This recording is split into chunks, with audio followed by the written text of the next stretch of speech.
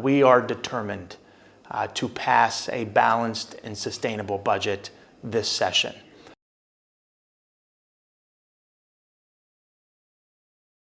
What we saw clearly right out of the gate was the governor had proposed the most unbalanced budget blueprint in state history.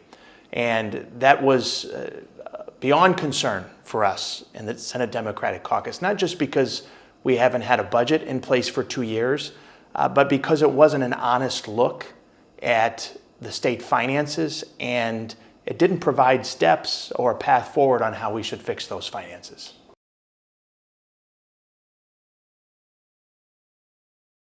There was bipartisan accomplishment on reasonable reforms that were presented before the Senate for votes.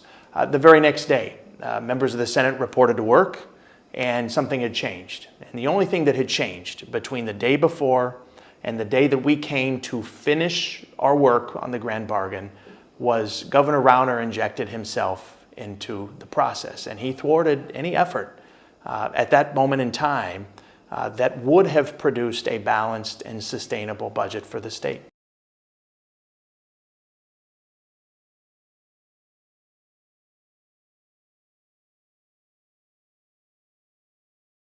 So what we began to do was we began to call in agency directors that have been appointed by Governor Rauner to head agencies and manage billions of dollars of taxpayer money.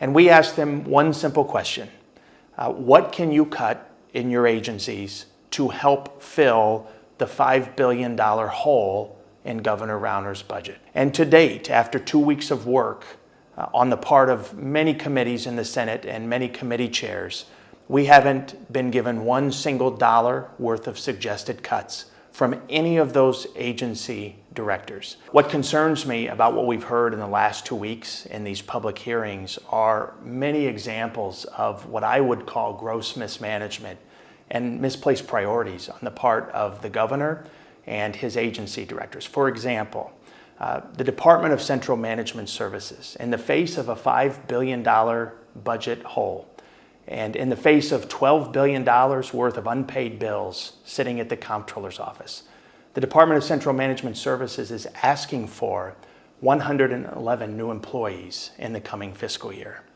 In addition to that, the Department of Central Management Services has hired 11 patronage jobs at the cost of $800,000 to taxpayers.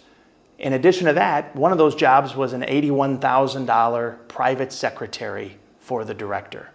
Now, these things may be necessary at times, but not when we're facing a fiscal crisis.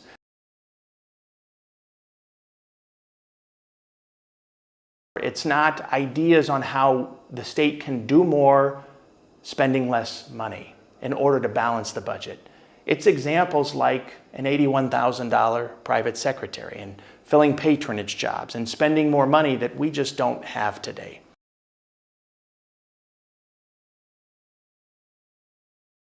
I've traveled throughout the 48th district and frankly throughout the state of Illinois working on school funding in the past 2 years. And one thing that I've heard above and beyond any is that employers and middle-class families and students attending universities in Illinois, they want stability and certainty from their state government. They want a balanced budget that's sustainable, that works for our state.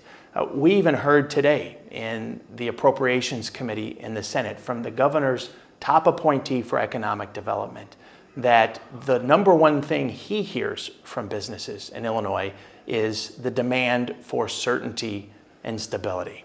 So that's something that we have to achieve, and the Senate Democratic Caucus is prepared to do that. But frankly, that is something that we're not getting from the governor because of his refusal to propose a balanced budget and his refusal, as evidenced by his actions in the past 3 weeks, to come to the table and to work on a compromise through the Senate. That's something that we're not getting from him today.